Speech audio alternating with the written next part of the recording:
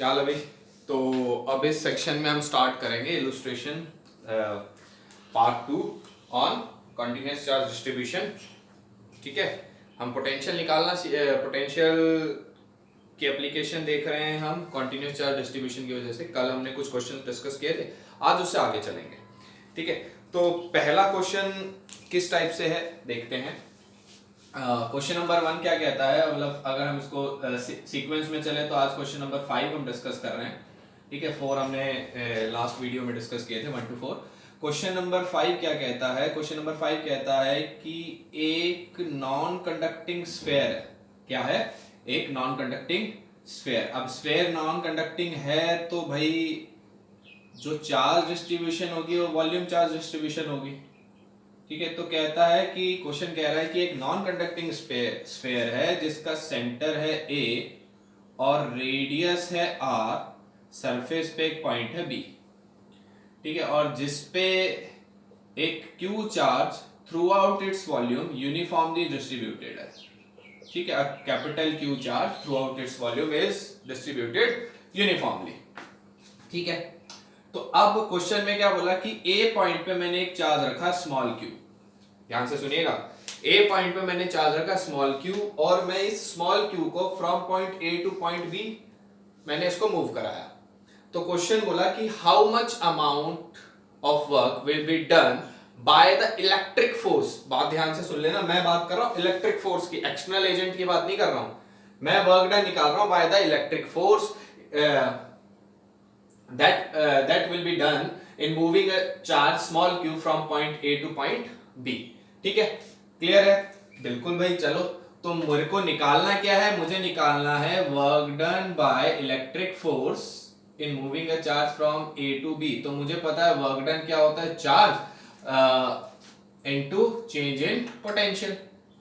तो नॉर्मल भाषा में जिस चार्ज को मूव कराता हूं यहाँ पे वो चार्ज होता है। ये पोटेंशियल क्या होता है, ये चेंज इन पोटेंशियल किसकी वजह से आता है, सोर्स की वजह से, मतलब प्लस क्यू चार्ज की वजह से जो पोटेंशियल चेंज आएगा ए और बी के बीच में। ए से बी जा रहा हूं और ये वर्क डन इलेक्ट्रिक का है तो वीए माइनस वीबी लिखूंगा।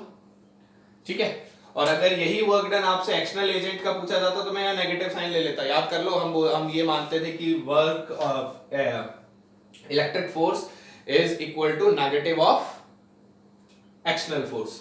ठीक है, जब हमने कंसेप्ट स्टार्ट किया था तो ये मेरा बेसिक कंसेप्ट बनता है। ये फॉर्मूला मैंने यूज करना है। तो अब ये फॉर्मूला यूज करने के लिए मेरे को पोटेंशियल पता होना चाहिए ए पे और बी पे। चलो, बी पे तो मेरे को क्लियर है, दिख रहा है। बी कहां पे है, सरफेस पे, तो ये वीएस के बराबर होगा। और वीएस कितना होता था, K Q by capital R. VA कहां पे है, सेंटर पे है। और वी सेंटर होता कितना था जनाब, अगर आपको याद हो तो 3/2 वीएस, जो कि कितना आता था 3/2 के क्यू बाय आर। ये याद होना चाहिए आपको, हमने ये डिराइव कर रखा है। कैसे थोड़ा सा रिमाइंड करा दूं कि वी इन जो हम लिखते थे एक नॉन कंडक्टिंग स्फीयर के लिए फॉर वॉल्यूम चार्ज डिस्ट्रीब्यूशन, वो कितना लिखा जाता था, V surface into 3/2 minus small R square upon twice of capital R square, where small R is the distance of the point from centre. अब centre पे बात करूंगा तो मैं आर जीरो कर दूंगा, आर जीरो कर दूंगा तो ये टर्म जीरो होगी, बचा कौन, सिर्फ ये। ठीक है, तो ये आ गया। तो सिंपल सा क्वेश्चन था ये तो बहुत। तो V work done by electric force कितना आ गया, Q, VA कितना है 3/2 KQ बाय R माइनस KQ बाय R। तो यार देखो, 1.5 में से 1 गया, ये 3/2 का मतलब कितना है 1.5, और ये क्या है 1, इसको पूरा मानू तो 1.5 माइनस 1 कितना आता है 0.5। तो कितना आएगा KQ into Q upon 2R। ये मेरा फाइनल आंसर आ गया। ठीक है, चलिए नेक्स्ट क्वेश्चन की तरफ बढ़े।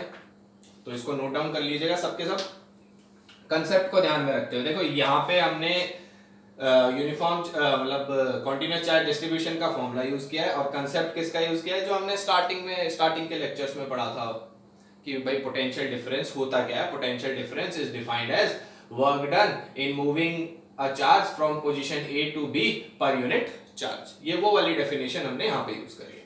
ठीक है, क्लियर है? तो अब बढ़ते हैं आगे।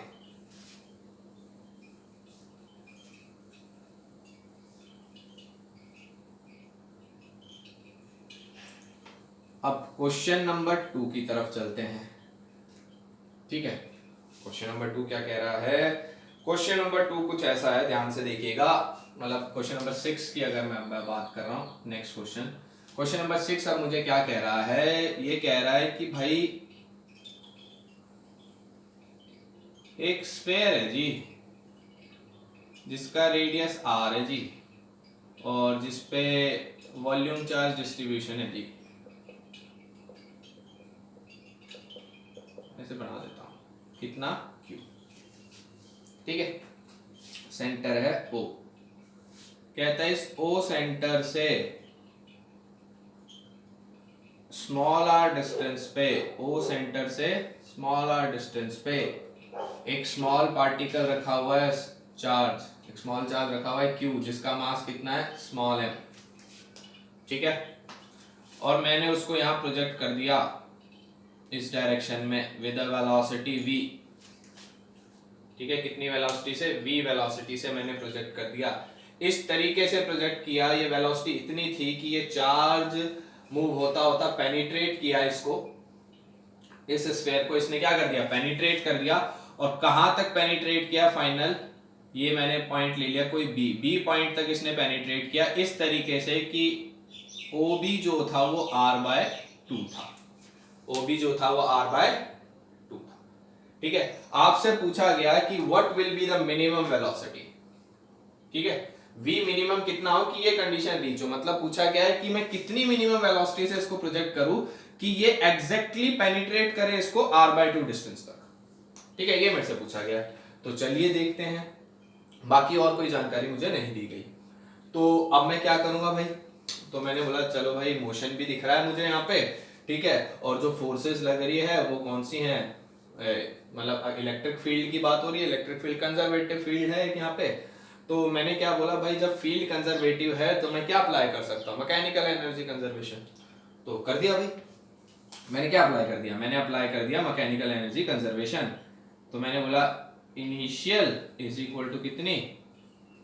फाइनल, मतलब k initial plus u initial is equal to k final plus u final, ठीक है।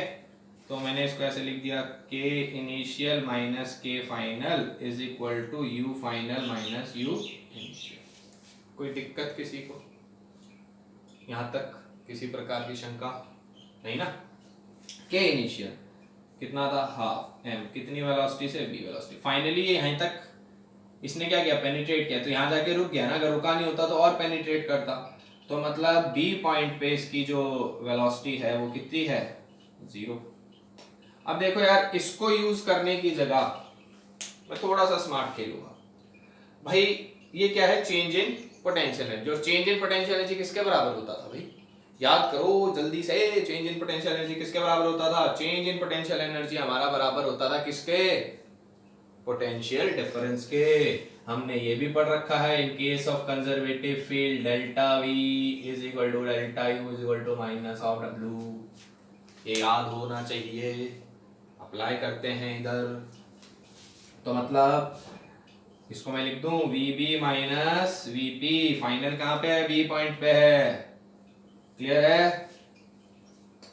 ठीक है, ये आपको क्लियर होना चाहिए बिल्कुल। तो अब इसको सॉल्व करो आगे, देखो जरा क्या होता है।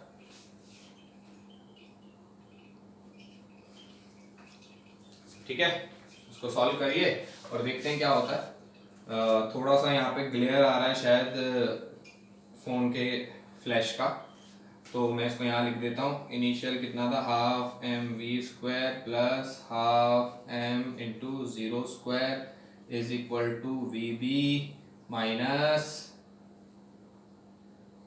इसको, अच्छा अभी तो मैंने ये किया था, ध्यान से मैं दोनों स्टेप लिख ही देता हूँ। इसको मैंने लिखा k initial minus k final is equal to u final minus u initial.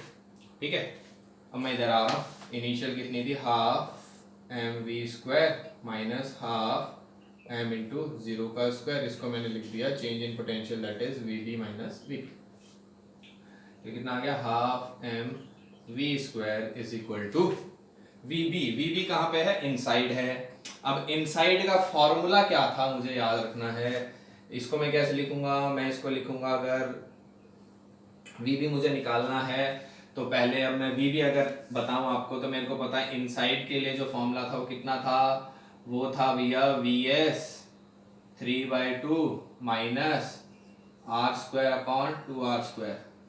और यहाँ पे r कितना है, r/2 के बराबर है, ठीक है, सेंटर से डिस्टेंस होता था r, तो पुट कर दिया तो मेरे को v भी कितना मिल गया यहाँ पे, अगर मैं निकालूं तो vs जो कि कितना होता है KQ/R सरफेस का, माइनस कितना, ये r/2 रखूंगा तो ये r/8 हो गया, r² से तो r² कट जाएगा, 1/8 आएगा, r/2 मतलब r²/4, 4 नीचे आएगा, 4 2 जार 8 और r² से r² कट गया तो 3/2 माइनस 1/8, तो कितना आ गया वी बी फाइनली, ये आया 8 एलसीएम आ गया, ठीक है, 12 माइनस 1 11, 11/8, तो ये 11 KQ/R आया, 8R, है ना, क्लियर है, तो वहां डायरेक्ट रख देता हूं, कितना आ गया 11 KQ/8R माइनस, और इस पॉइंट के लिए अगर मैं बात करूं तो इस ये तो आउटसाइड के लिए कितना होता था KQ/R,